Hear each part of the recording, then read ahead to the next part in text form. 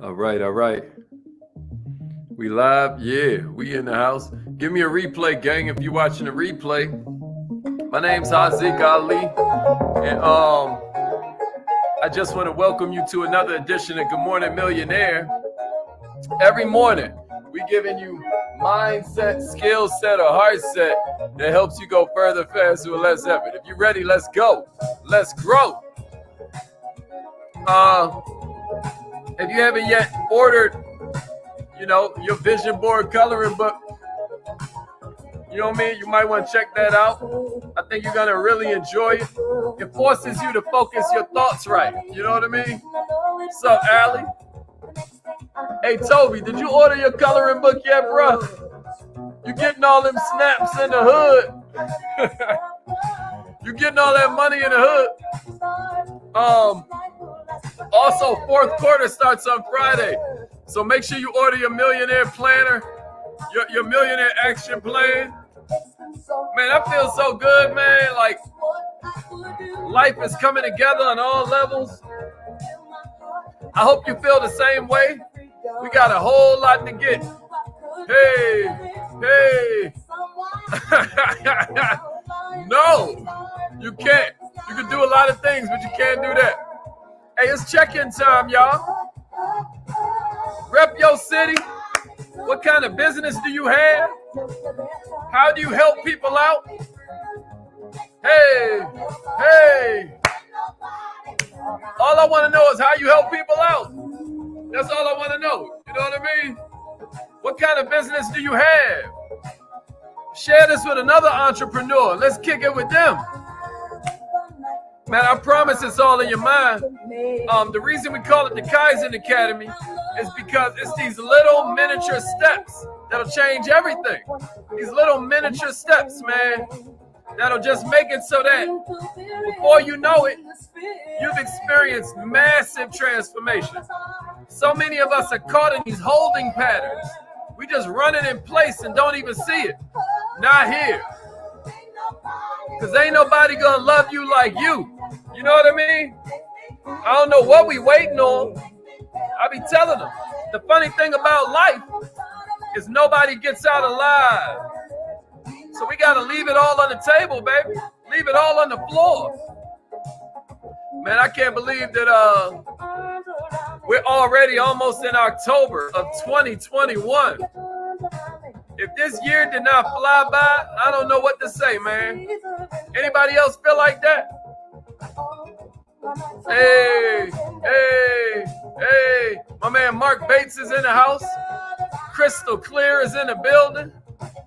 Hey. Oh, yeah, you're going to love this, Mark. Yeah, I heard this in the gym yesterday, Toby. I was like, oh.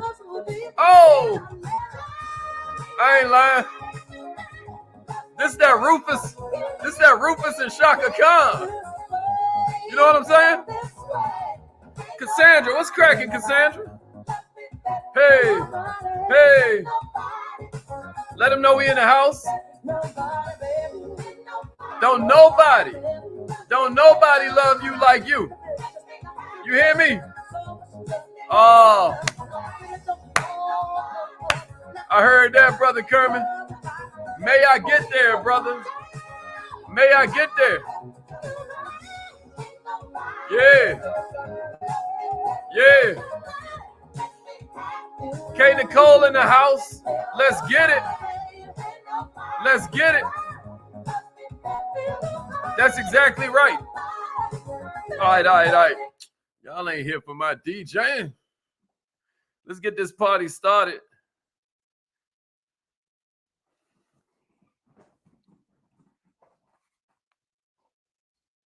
You have something special. You have greatness in you. Hello, this is Les Brown, and you're in the right place at the right time because we're going to bring the millionaire out of you. Just hold on. That's a fact. Y'all ready? Thank you. Please announce yourself. Dr. Monet is in the house. Entry and exit tones are off. All right. All participants are muted. Okay. Good morning, millionaires. Good morning, millionaires. You know what I'm saying? My name is Haziq Ali. I'm a revenue acceleration coach. I'm a self-esteem development expert, starting with my own. You know what I mean? Am I in the wrong place to be real? I'm starting with my own. You dig what I mean? Because what they tell you, right, when you study social science and all of that, they're quick to tell you that the smaller your self-esteem, the more your propensity to need it from outside yourself, right? They always tell you, like, I always tell you, the smaller your self-esteem, the bigger your ego got to be, right? But then the more self-esteem you have, the smaller your ego begins to shrink. Well, today we kind of talking about self-esteem. Today our whole goal is to kind of help you walk that thin line, because it's a fine line, y'all. This whole thing about when you're an entrepreneur, we all know that it's about them not just knowing you, but also liking you, right? Not just them knowing and trusting you, but also liking you. Ain't nothing wrong with you wanting to be liked by other people. Everybody's looking for some kind of validation, but all we saying is ain't nobody gonna love you like you. You know what I mean? And as a matter of fact, you train us how to treat you by how you treat yourself. Ain't that amazing? Everybody's looking for validation. My mentor always says, Mr. Les Brown, he always talks about how you got to look at who you hanging out with. And do they force you to speed up, or do they force you to slow down? Like, who are you keeping pace with? Because we're all looking for validation. In social science, they call it homeostasis. This whole idea that you naturally gonna slide up or slide down depending on who you hanging out with. But check this out. The course of your life should not be dictated by the approval of other people. Somebody give me this in the comments. The more validation you need, the less discernment you have. The more validation you need, the less discernment you have. Can somebody give me that in the comments? I want to give you a little something to write in your power book this morning. I want to give you a little something to write in your notes so it makes sense. I want to give you a little something to make you want to replay this again when you need a reminder. Because if you're struggling with the need to be liked, there are some things you can do to kind of dispel those feelings and get back to focusing on what's important. This is joint called Looping that me and wifey been watching, man. And this joint be talking about how you got two different kinds of people. There's knights and there's barbarians, right? And he's talking about like how knights, they feel like women are these delicate creatures who need to be protected. And then barbarians, they just invade your space, whether you like it or not. And then the homie was like, yeah, but then you also got gentlemen. Gentlemen don't care about nothing except what's important. Ain't that cold? So what I'm saying to you this morning is that, yeah, man, I got another one for you, right? I got another one for you. The lack of need for validation is the beginning of all power. The lack of need for validation is the beginning of all power. If you agree with that one, then type that one in the comments and give me a share. The lack of need for validation is the beginning of all power. So what I'm going to do is I'm going to give you 5 different ways that you can kind of get that monkey off your back. When I was a youngin', that's what they used to call it, because there was mad junkies back in D.C. We would call junkies heroin addicts. They would call heroin junk. You know what I mean? And so they would say that monkey on your back. Well, some of us are addicted to something that's stronger than heroin. You know what I mean? We addicted to validation, especially in this social media world we in. You hear me? You hear me? You listen to me. You better tell them, Shalonda. You better tell them, Allie. All right, so I got 5 of them for you. Write these down. I want you to ask yourself if it helps, and if it does help, then try to pick one out. Because think about it. If you just use one new technique we give you, At the end of a year, and let's just say you just tune in Monday through Friday, and you try to apply one new thing. At the end of a year, that's 220 new techniques that we done gave you. Ain't nobody gonna be the same. I'm back to my theme song this morning, right? Ain't nobody gonna be the same after applying 220 new techniques. So just make sure you tune in every day. Make this a part of your, woo, Latanya in the house. That means Currency Without Borders is in the building. Y'all need to check her out. I'm telling you. All right, check it out, y'all. Here's the first one I got for you. If we're going to release this need for validation, if we're going to find our own personal power. Simone Simmons is in the house. I know she know what I'm talking about. Check it out. Yeah, Taisha. Hey, Taisha, we put your coloring book in the mail. Taisha just ordered her vision board coloring book. Some of y'all sleeping on this vision board stuff, but do you know what your brain does when you just like focused on, you know what I mean? I ain't gonna go there. All right, here we go. Here's number one, y'all. Stay busy. Stay busy. That's the first way I got for you that helps you release this need for validation. Stay busy. Stay busy.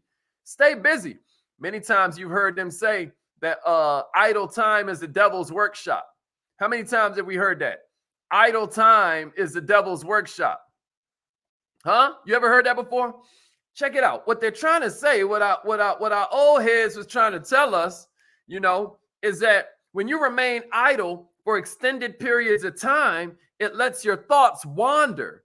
And a lot of times when your thoughts wander, because your brain is a survival mechanism, your thoughts naturally wander to things that are negative, to things that are, your brain calls itself protecting you. Your brain gets worried is what I'm saying. You know, you'd be amazed. Your brain is so powerful, man. But at the end of the day, it ain't here to make you happy. Your brain is not here to give you joy and fulfillment. Your brain here to help you survive. And so what it starts doing is thinking about all the danger that could be on the way. If you just let it wander on its own, now your brain starts worrying about what other people think, right? Because there was a time back when we were living in tribes where to be ostracized from the tribe meant death. Think about that. If I get kicked out the tribe, who's going to protect me while I sleep? Who's going to hunt and gather? Who can I hunt and gather with, right? So to be ostracized from the tribe meant you died. Well, we ain't living in them times no more. Check it out, y'all. You got to stay busy. You ever heard this? Somebody give me this in the comments. Somebody give me this in the comments. A dog on a hunt don't notice no fleas. Y'all ever heard that one? A dog on a hunt don't notice no fleas. You hear me, Mariana? Huh? Check this out. Fortunately, our brains, you know, even though there's these supercomputers and these incredible processing devices, fortunately, there's one thing that's going on with our brains. They have a limited capacity when it comes to processing thoughts. Your brains can do a lot of things, but one thing it can't do is hold two thoughts at the same time. You hear me? So this makes it possible for us to divert our attention away from something we don't want to look at. We can divert our attention away from things that don't serve our best interests. And then we can replace them with more productive ruminations. We can replace them with more productive ideas, meditations, concepts, affirmations. We have sovereign control of our minds. I mean, if we can't control our tongue, our time, and our thoughts, I don't know, man. Maybe we're slaves. You get what I'm saying? At that point, we become slaves to other people's ideals, other people's values, other people's principles. It might be somebody in your family. It might be somebody on television. It might be something on social media, but it means you ain't free. You know, so we gonna focus on healthy distraction, right? Like getting busy with your business. We're gonna talk about healthy distraction, right? Like getting lost in a book. We're gonna talk about healthy distraction, right? Like going to work out, getting your body moving. Since we know your physiology changes your psychology, huh? Maybe we dance. Maybe we put some music on and just dance. Maybe we just dance like nobody's watching. You know what I mean? All I'm saying to you is that it's a lot harder for you to dwell on what other people think about you if you're really focused and you busy living your life. You know what I'm saying? Huh, Raina? Ain't that right? Ain't that right, Rohan? We gotta kick it, Rohan. I ain't hollered at you in a while, baby.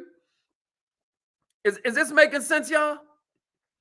Yeah, our time, our thoughts, and our tongue. Our time, our thoughts, and our tongue. I like that, Latanya. Dance like David. You hear what I'm saying? If you want to conquer fear, you don't sit home and think about it. You go get busy. Dale Carnegie said that. If you want to conquer fear, see, a lot of people don't get it. Fear ain't nothing but the anticipation of pain. When you start thinking about what other people are going to like, you're creating. Ben Franklin said something wild. He was like, worry is like paying rent on something we may never own. Woo! You hear what I'm saying to you? If you're ready for number 2, give me a number 2 and a share. Come on, Shalonda. Somebody give me that in the comments. Worry, especially if you're a fall personality. If you're a fall personality, I'm talking to you. Worry is like paying rent on something you may never own. I want you to think about that. I know Shalonda, a fall personality, so she felt that. It hit her right here. Here's number 2, y'all. Here's number 2. Mind your judgment of other people. Mind your judgment of other people. Check it out, y'all. As humans, we're constantly doing something that psychologists call projection. We're constantly projecting our inner monologues onto other people. This is why when somebody ain't trustworthy, they don't trust you. Isn't that interesting? Because it takes one to know one. This is why the great ones never mind giving sincere compliments. I'm going somewhere with this. I want y'all to rock with me. Because it takes one to know one. For me to see greatness in you, I got to be able to see it in myself. You hear me? So you got to watch when you're judging other people. The reason that people that can't be trusted don't trust nobody else is because they're like, if I was in that situation, I know what I would do. Ain't that something? So we call that projection. As humans, we're constantly projecting our own inner monologues onto other people and swearing we a mind reader. You ain't no damn mind reader. You just betraying how you think about the world. Ain't that something? So when you got people that make real harsh statements about other people, right? Because he love you. Because he love you, Michaela. That's why. What you mean, girl? Because he love you. This is not to say to y'all that you obligated to like everybody you meet. That ain't what we talking about.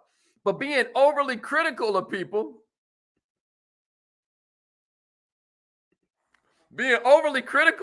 right? What that means is it can lead you to feel that they're harboring similar thoughts about you. We could all benefit from looking at one another through a more empathetic lens. So that's why it's best to judge others how you want to be judged. If you want a little more tolerance, if you want a little more love in your life, if you want people to see your greatness a little bit more, if you want them to value what you value a little bit more, let me tell you the secret. You give what you want to receive. You serve what you want to eat. You get what I'm saying to you? Your peace of mind might depend on this one concept. If you're going to make judgments about people, try to see the best in them. Is that making sense? This is going to help you stop caring if other people like you because you're busy living in love and you barely notice. You're like, right?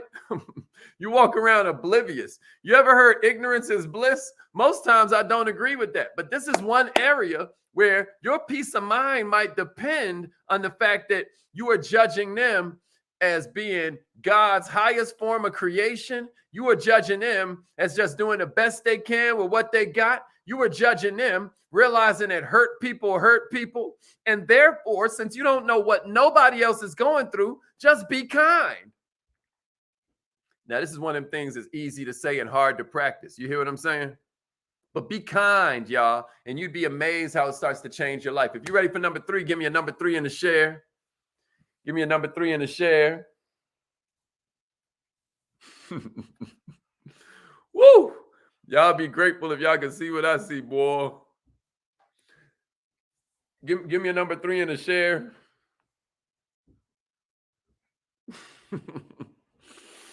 Give me a number 3. Give me a number 3. Y'all ready? Y'all ready?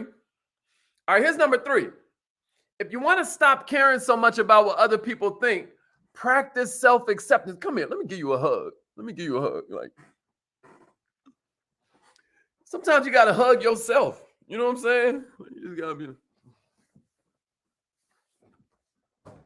Practice self-acceptance, y'all. If you want to fully put an end to the constant search of external validation, right? If you want to put an end to that, you're going to have to find your confidence through self-acceptance. When you're at peace with yourself, the need to be liked ceases to be a burden. If there's no enemy within, the enemy without can do us no harm. That's an old African proverb. Somebody give me that in the comments. If there's no enemy within, then an enemy without can do us no harm. You get what I'm saying to you, right? Y'all get what I'm saying? Finding inner peace might sound like one of them t-shirts or one of them joints, like I'm one of them Buddha people who are out here floating. You know what I mean? I ain't floating, man. I know that might sound like some unattainable goal, inner peace, but it can be achieved by just taking pride in your strengths and learning to forgive your weaknesses. Just take pride in what you're good at. I ain't saying to the level where pride is a devil. You know what I mean? And can't nobody tell you nothing, right? You forget your ability to improve. But what I'm saying is, learn to forgive your weaknesses. Learn to look at your weaknesses as an opportunity for you to relate to somebody else who can cover those weaknesses. You know, this is how 1 + 1 begins to equal 11 through the power of teamwork or the mastermind effect or these soul ties and these lifetime relationships you build. Take pride in your strengths and the fact that you can cover somebody else, and then be meek enough of spirit, okay, to let somebody else come in and cover yours. Practice self-acceptance, because once you do this, you've got the single best defense against the potentially hurtful opinions of other people: a positive self-image. A positive self-image.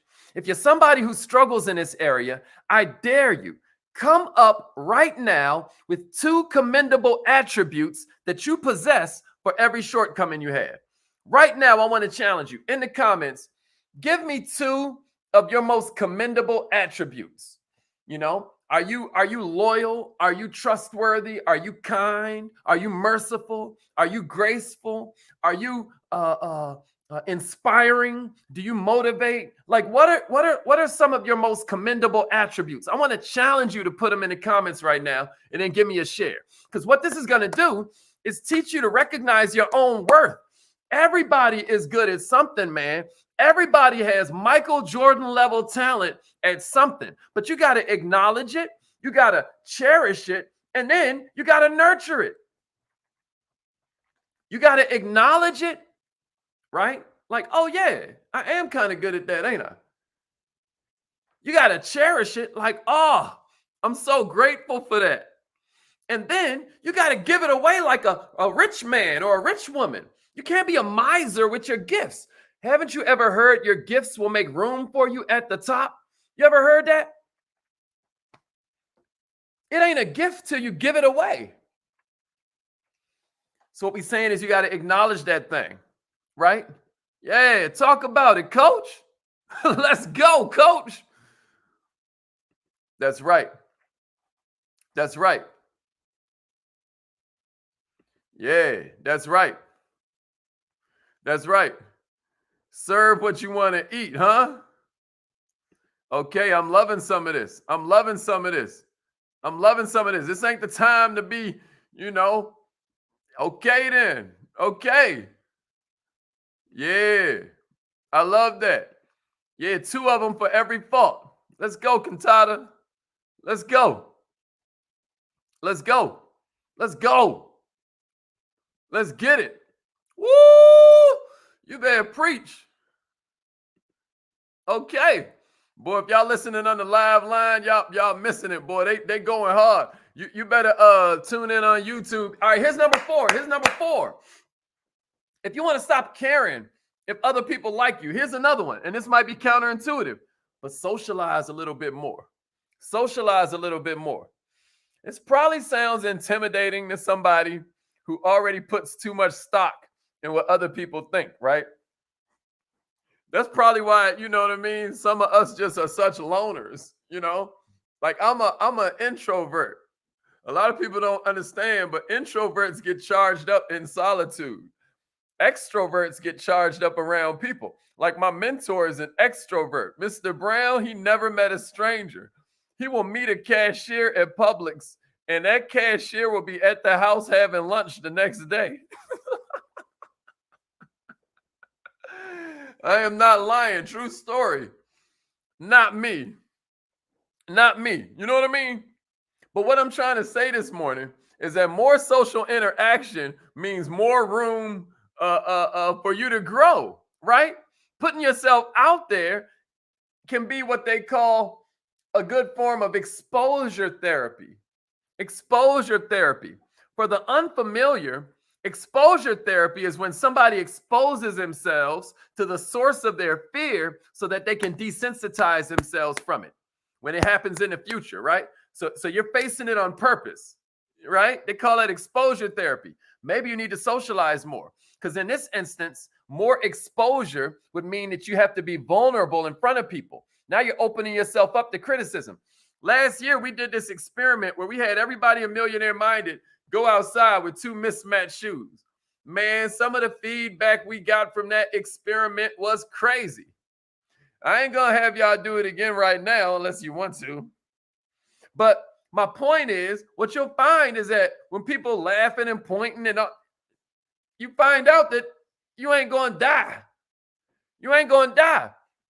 And then what this does is when you open yourself up to criticism, you discover that you started to build a strong backbone against these similar feelings of being judged down the road. Y'all hear what I'm saying to you? Y'all hear what I'm saying to you? All right. I got one more for you. Before I do it, I just want to remind you, we got a few more of these left. I'm trying to get rid of them because we got a new one coming out with the book. I didn't mean to say I'm trying to get rid of them. That was not a okay, Mr. Sales Master. That's what you got for us. I'm trying to get rid of them. Good grief. I'm a wild boy. But all I'm saying is we going into the 4th quarter. There's 90 more days left in the year, right? There's 90 more days left in the year. This thing is amazing because it helps you list all of your perfect attributes of a perfect customer. Then it has you ask what you need to work on in your own personality, right? It has a space for your definite mission. What's your mission for the next 90 days, right? It has this time audit. This time audit is out cold. Like, what are you really doing between 3 and 3:30, 4 and 4:30, 5 and 5:30, right? It takes you through your whole day. And then has you put a P if it's profitable, a L if it's a loss, a N if it's neutral. This thing cold. Then you got your space for your normal calendar. And then you have your space for your Kaizen 5, where you're writing down the 5 things that you need to do each day. So order your calendar now. Here's how you do it. So yeah, today's show was brought to you by the letter 90-day calendar. You know what I'm saying? All right. That's true, Taisha. That's true. All right. Here's the last one I got for you, y'all. Be realistic. Be realistic. Be realistic, y'all. You got me? Be realistic. What do I mean by that? Y'all are crazy. Y'all are crazy. What do I mean by be realistic? Because it's almost time for affirmations. I got to get out of here. Here's how you order the 90-day planners. Go to millionaireminded.com or wearemillionaireminded.com. If you got high self-esteem, you can go to wearemillionaireminded.com or you can just go to millionaireminded.com. All right. Here's the last one I got for you. Be realistic, y'all. Be realistic. Above all, it's imperative you stay grounded in reality. Because the fact is, no matter how hard you try, there will always be people who don't like you. We just talked about projection and all this other stuff, right? Abraham Lincoln had this quote where he was like, I don't like that man. I must get to know him better. Why? Because a lot of times when we don't like somebody, it's because they remind us of something we don't like in ourselves. That's crazy, right? That is, you know what I mean? But check it out. The world's population is far too nuanced for any one person to appease everybody. Like I put out this quote on Dear Millionaire, which is scrolling all at the bottom. If you've never joined our text message system, we give you quotes every single morning that you can post on social media and pretend you, never mind. But anyway, it's this whole thing like Abraham Lincoln was like, yo, I got off track. So what I was saying is I had put out this quote the other day. I was like, if you want to be liked, then don't be a leader, sell ice cream. But check it out. Everybody don't even like ice cream. Some people lactose intolerant. But yeah, that was a quote. If you want to be liked by everybody, don't be a leader, sell ice cream.